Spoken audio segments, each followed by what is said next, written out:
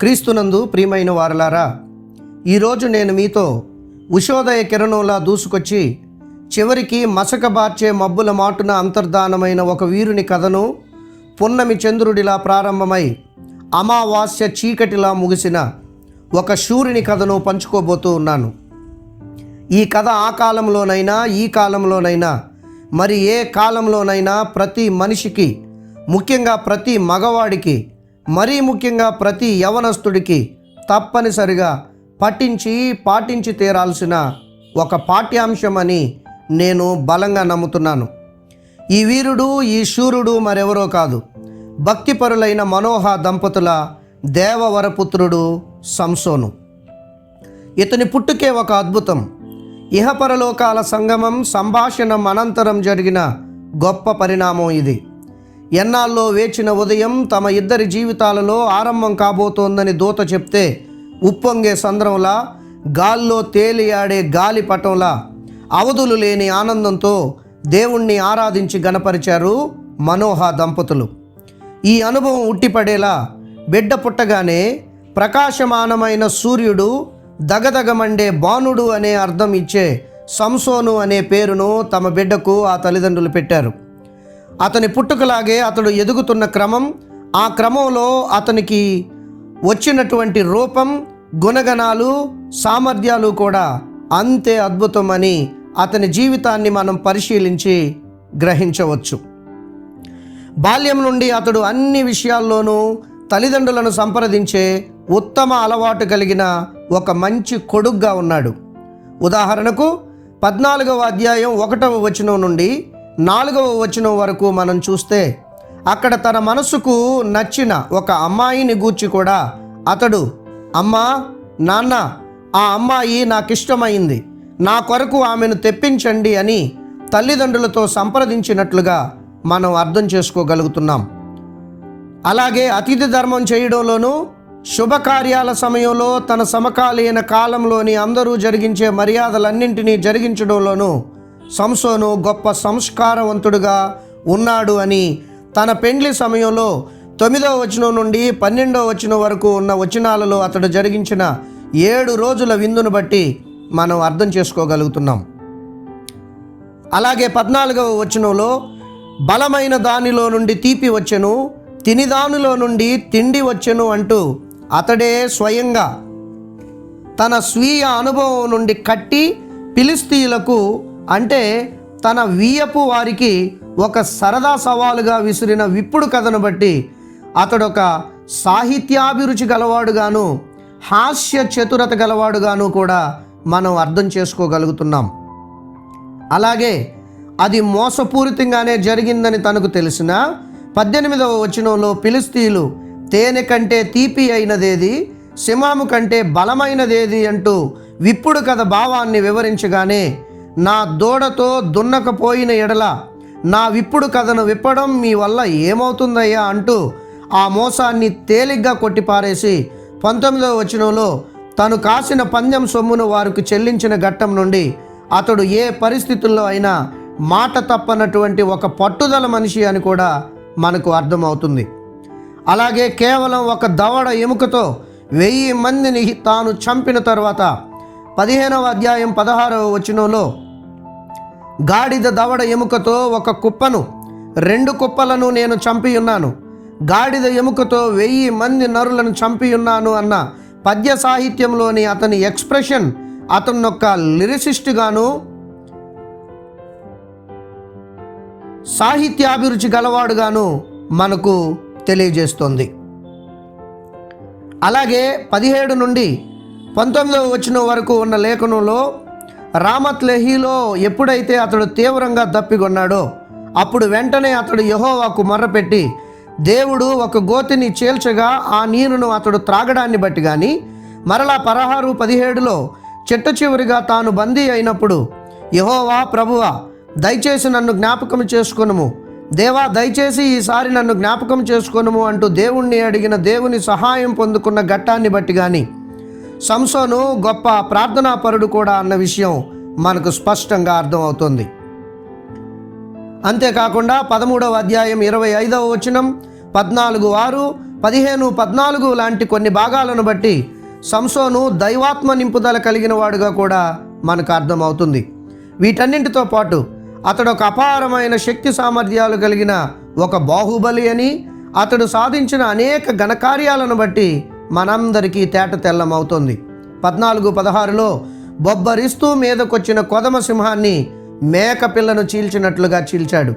15:4లో 300 నక్కలను పట్టి బంధించి తోకలను ముడిపెట్టి వాటి మధ్య దివిటీలను కట్టి ఫిలిస్తీయుల పంటను కాల్చి తన ప్రతీకారాన్ని అతడు తీర్చుకున్నాడు. తన భార్యను మామను అగ్నితో కాల్చారు అని తెలుసుకున్న సంసోను 15:8లో తొడలతో తుంటి నరం విరగొట్టి ఫిలిస్తీయులను హతం చేశాడు. అలాగే 15, 14, 15లలో గాడిద పచ్చి దవడతో 1000 మంది మనుషులను అతడు చంపాడు. ఇలా ఎన్నెన్నో సంఘటనలు సంసోను ఒక బాహుబలుడు అని మనకు అర్థమయ్యే విషయంగా మనకు వివరిస్తూ ఉన్నాయి. ఈ విధంగా మనం సంసోను మూర్తిమత్వాన్ని పరిశీలనాత్మకంగా చూస్తూ పోతే అతనిలో ఉన్న అనేక సమర్థతలు, యుక్తులు, జ్ఞానము, బలము, రాజనీతిజ్ఞత, సాహిత్యాభిరుచి, ప్రార్థనా తత్పరత ఇలా ఎన్నో ప్రభావాలు కనిపిస్తూ అతడు ఒక కంప్లీట్ మ్యాన్, పర్ఫెక్ట్ పర్సన్ అని మనకు గొప్పగా వివరిస్తాయి. అయితే ఇదంతా రూపాయికి ఒకవైపు మాత్రమే. చంద్రునికి ఒక నూలు పోగులాగా ఇంతటి మహా మనిషిలో కూడా ఒక బలహీనత ఉంది. ఈ బలహీనతే క్రమక్రమంగా పెరిగి పెద్దదై చివరికి అతని జీవితాన్నే మృంగేసింది. అంతటి గొప్ప వీరుడు దిక్కులేని వాడిలా బలవన్మరణాన్ని ఆశ్రయించే దుస్థితిని ఆ బలహీనత కల్పించింది. ఇంతకీ అతనికి ఉన్న ఒకే ఒక్క బలహీనత ఏంటంటే స్త్రీలోలత్వం.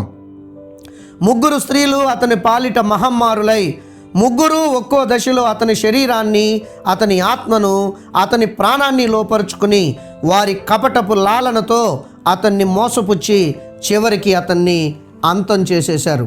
ఆ 3లో ఒకరు అతడు పెండ్లి భార్యగా చేసుకున్న తిమ్నాతుకు చెందిన ఫిలిస్తీయుని కుమార్తె. నిజానికి ఈమె విషయంలో అతని తల్లిదండ్రులు ఇతన్ని ఎంతగానో వారించారు. 14:3లో నీ స్వజనుల కుమార్తెలలోనే గాని నా జనులలోనే గాని స్త్రీ లేదనుకొని సున్నతి పొందని ఫిలిస్తీయులలో నుండి కన్యను తెచ్చుకొనుటకు వెళ్ళుచున్నావా అంటూ తనకు రాబోయే ప్రమాదం గూర్చి తన తల్లిదండ్రులు హితోపదేశం చేయడానికి ప్రయత్నిస్తే అది నా ఇష్టం అంటూ గీంకరించి తాను అనుకున్నదే అతడు సాధించుకున్నాడు. దాని ఫలితంగా ఏం జరిగింది? ఫిలిస్తీయులకు అతడు విసిరిన విప్పుడు కథ విషయంలో అతనికి ఘోర ఓటమి, ఆ ఓటమి తోడనే గొప్ప అవమానం ఎదురయ్యాయి.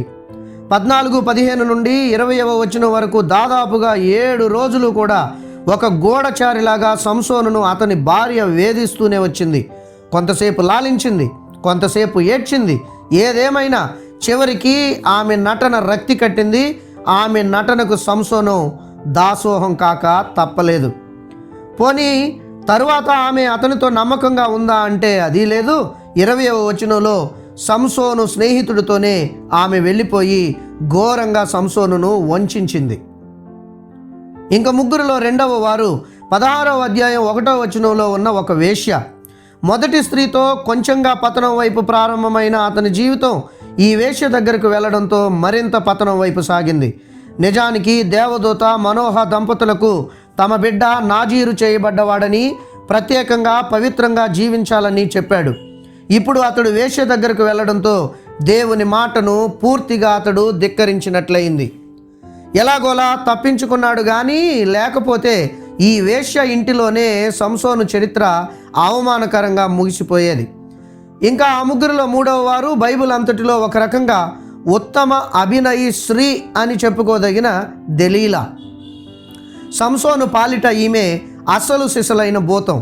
ఒకసారా 2 సార్లా 16:4 నుండి 16వ వచనంలో అతడి ప్రాణము విసిగి చావగోరే వరకు అతన్ని అనేక రీతులుగా వేధిస్తూనే ఉంది. ఇంకా చివరికి ఆ దేవ రహస్యం 17వ వచనంలో సంసోను బట్టబయలు చేసేశాడు. నేను నా తల్లి గర్భం నుండి పుట్టినది మొదలుకొని దేవునికి నాజీరు చేయబడిన వాడనై ఉన్నాను. నా తల మీదికి మంగళ కత్తి రాలేదు. నాకు క్షౌరము చేసిన ఎడల నా బలము నాలో నుండి తొలగిపోయి ఇతర మనుష్యుల వలె అవుదును అంటూ నోరు జారేశాడు. ఇంకా అంతే. 19వ వచనంలో దెలీలా తనలోని నటికి మరింత పదును పెట్టింది. తొడ మీద అతని తలను పెట్టుకుని లాలించి నిద్రపుచ్చింది. సమాచారం శత్రువులకిచ్చి ఈ మహాబలుడి చరిత్రకు శుభం కార్డు వేసేసింది. దెలీలాకు దాసోహమైన సంసోనుకు చివరికి మిగిలింది క్షౌరం, పరిహాసం, సంకెళ్ళు, బందీగృహం, తిరుగలి విసిరే దీనస్థితి, ఎగతాళికి గురి కావడం, చివరికి అన్యదేవత గుడిలో బందీగా బలవన్మరణం. ఇలా ముగిసిపోయింది చివరికి ఇతని చరిత్ర. ప్రియులారా, నాకైతే 31వ వచనాన్ని చదువుతుంటే ఒకంత దుఃఖమే అనిపించింది.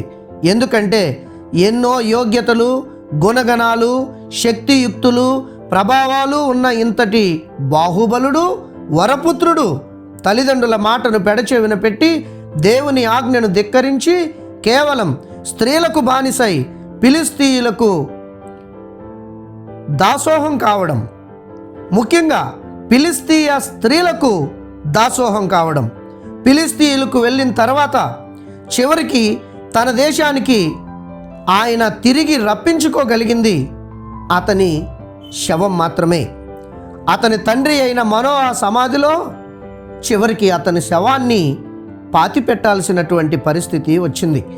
కనుక ప్రియ స్నేహితులారా, ముఖ్యంగా పురుషులారా, నా యవ్వన సహోదరులారా, దేవుడు పెట్టిన భార్యాభర్తల పవిత్ర బంధానికి బయట ఎటువంటి సంబంధాలు పెట్టుకున్నా తల్లిదండ్రుల ఆత్మ మూలుగును, దేవుని ఆజ్ఞను పట్టించుకోకుండా చేసే ఇటువంటి ఏ తప్పిదమైనా చివరకు మనం మిగిల్చేది క్షౌరం, అవమానం, పరిహాసములే, బలవన్మరణములే. జాగ్రత్త. క్రీస్తు రక్తంలో కడగబడ్డ మనమందరం కూడా సంసోనులాగా నాజీరులమే. దేవుడి వాక్యాన్ని దీవించునుగాక. Amen, amen, amen. సర్వోన్నతుడు అయిన మా దేవా, మీ ఘనమైన నామానికి వందనాలు. సంసోను జీవితం యొక్క ఈ చరిత్ర, ఈ సాక్ష్యం, ఈ కథ, ఈ కథనం మా యవనస్తుల జీవితాలలో కనువిప్పును కలిగించగలుగుటకు మీరు సహాయం చేయండి. భార్యాభర్తల బంధాలలో ఎటువంటి ఆత్మీయమైనటువంటి స్థితిని కలిగి ఉండాలో, మీ చిత్తం ఏమిటో ప్రతి భార్యాభర్త జీవితంలో కనువిప్పు కలగడానికి మీరు సహాయం చేయండి. ఒక వ్యక్తికి మీరు ఇచ్చేటువంటి యోగ్యతలు ఆ వ్యక్తి దేనికైనా బానిసైనప్పుడు ఎట్లా అతని నుండి దూరం అవుతాయో ప్రతి వ్యక్తికి కనువిప్పు కలగడానికి మీరు సహాయం చేయండి. దయగల మా నాయన, సంఘాన్ని మీరు దీవించండి. మా విజయవాడ పట్టణాన్ని మీరు దీవించండి. చాలా మట్టుకు ప్రజలందరికీ సాధారణమైన జీవితాన్ని ప్రసాదించినందుకు మీకు వందనాలు. సింగనగర్ కానీ, ఆర్ఆర్పేట కానీ సాధారణ స్థితికి దాదాపుగా రావడానికి కృపనిచ్చినందుకు మీకు వందనాలు. అక్కడున్న మా సంఘాలను, సంఘ విశ్వాసులను మీరు సంరక్షించి దీవించండి. దయగల మా నాయన, మీ బిడ్డలందరూ ఈరోజు కార్యాలయాలకు వెళ్ళి మరలా క్షేమంగా గృహాలకు తిరిగి వచ్చి మిమ్మల్ని స్తుతించే కృపను దయచేయండి. యేసు నామమున వేడుకొనుచున్నాము తండ్రి. ఆమెన్. తండ్రి, కుమారుడు, పరిశుద్ధాత్మ త్రియేక దేవుని దీవెనలు సదాకాలం ప్రభు బిడ్డలమైన మనకు తోడయ్యుండునుగాక.